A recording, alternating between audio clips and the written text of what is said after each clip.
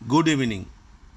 Jagadish Bose national science talent search কর্তৃপক্ষের junior science talent search টেস্টের একটি মডেল প্রশ্ন নিয়ে আলোচনা করছি।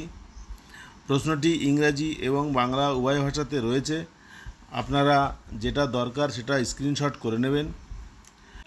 পরীক্ষাতে এরকম অঙ্কের জন্য 5 নম্বর থাকবে। একটি সূক্ষ্মকোণের অন্তর্গত একটি বিন্দু এ কে কোণটির উভয় বাহুতে প্রতিফলিত করা হলো। ফলে প্রতিফলিত বিন্দুদ্বয় যথাক্রমে বি এবং সি পাওয়া গেল।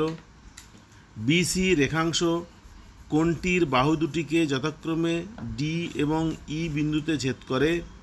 তবে দেখাও যে BC/2 গ্রেটার দেন ডিই। এই অঙ্কটি আমরা খাতায় করব, তবে তার আগে অঙ্কটি বুঝে নেওয়ার দরকার আছে এবং সেই মতো একটি ছবি এঁকে নেওয়ার দরকার আছে। প্রথমে একটি সূক্ষ্মকোণ আঁকতে হবে এবং সেই সূক্ষ্মকোণের মাঝখানে একটা বিন্দু নিতে হবে এ। আমরা একটি সূক্ষ্মকোণ এঁকেছি। এই দুটি বাহু এইদিকে, এবং এটা সূক্ষ্মকোণ কীভাবে বোঝা যাবে? কারণ এই যে কোণটা তৈরি হবে এই কোণটার মান 90 ডিগ্রি থেকে কম। তাহলে আমরা একটি সূক্ষ্মকোণ এঁকেছি এবং এই কোণটার মান হচ্ছে 90 ডিগ্রি থেকে কম। এক্স ডিগ্রি কোণটা সেটা লেস দ্যান 90 ডিগ্রি। এবার এই কোণের মাঝখানে কোনো একটা বাহু, এই দুটো বাহুর মাঝখানে কোথাও একটা বিন্দু নিতে হবে এ। আমি এই জায়গাটায় বিন্দুটা নিলাম এ।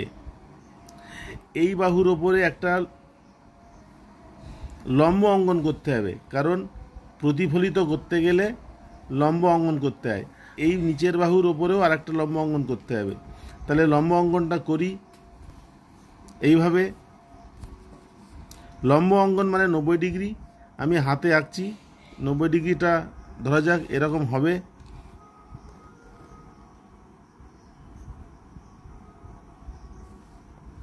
এ বিন্দু থেকে সরলরেখাটি যত দূরে, সরলরেখা থেকে তত দূরে আরেকটি বিন্দু নিতে হবে।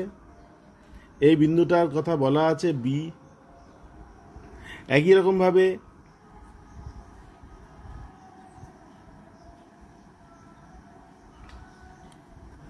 এবং এই বিন্দুটা হচ্ছে সি। এবার বি সি যুক্ত করতে হবে।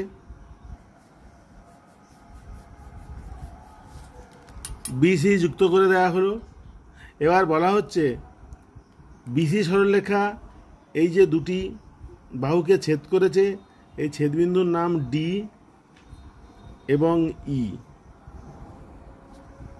প্রমাণ করতে হবে বিসি বাহুকে হাফ করলে যেটা পাওয়া যাবে BC/2 এটা গ্রেটার দেন ডিই। এটা প্রমাণ করতে হবে। এই প্রমাণের জন্য আমি কি করব? এ বিন্দু থেকে ই বিন্দু যুক্ত করব আর এ বিন্দুর সঙ্গে ডি বিন্দু যুক্ত করব। যুক্ত করে দেওয়া হলো। আমাদের প্রথমে এডি এবং বিডি এই দুটো বাহুর মধ্যে সম্পর্ক কি বার করতে হবে, আর এই এবং ইসি এই দুটো বাহুর মধ্যে সম্পর্ক বার করতে হবে।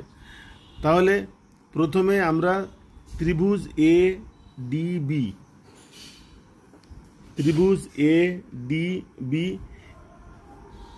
এই ত্রিভুজের মধ্যে এডি এবং বিডি, এডি আর বিডি এই দুটো বাহুর মধ্যে কি সম্পর্ক সেটা বার করার চেষ্টা করি। এই বিন্দুটার কোনো নাম দেওয়া নেই, আমরা একটা নাম ধরে নিই। এটার নাম এক্স আর এই বিন্দুটার নাম ধরে নিই ওয়াই। এখন এ এক্স ডি আর বি এক্স ডি এই দুটো ত্রিভুজের মধ্যে মিল কি পাচ্ছি? এই কোণটা 90 ডিগ্রি, সেই হিসাবে এই পাশের কোণটাও 90 ডিগ্রি হবে, কারণ এবি সরলরেখার এক্স বিন্দুতে মোট কোণের পরিমাণ 180। এটা আঁকা হয়েছে লম্ব এবং সেইভাবে বাড়িয়ে দেওয়া হয়েছে 90 ডিগ্রি। আর যেহেতু এ বিন্দুটার প্রতিফলিত বিন্দু হচ্ছে বি, সুতরাং বিএক্স আর এক্স এই বাহু দুটির দৈর্ঘ্য সমান হবে, এটা প্রতিফলন সেই জন্য। আর মাঝখানে আছে ডিএক্স, এটা সাধারণ বাহু। তাহলে ত্রিভুজ দুটো সর্বসম, অতএব এডি সমান বিডি। তাহলে এডি আর বিডি বাহুর মধ্যে সম্পর্ক পেলাম, এডি সমান বিডি। একই রকমভাবে এই সমান ইসি পাবো। আমি এই বাহুটার নাম ধরে নিই পি, এডি বাহুর সমান পি, আর এই সমান কিউ, আর ডিই এই বাহুটা সমান আর। এই তিনটে বাহুর নাম ধরে নিলাম। এডি সমান পি, এই সমান কিউ, আর ডিই সমান আর। যেহেতু এডি সমান বিডি, সুতরাং এডি পি হলে বিডিও পি। আবার এই সমান ইসি, এই যদি কিউ হয় তাহলে ইসিও কিউ।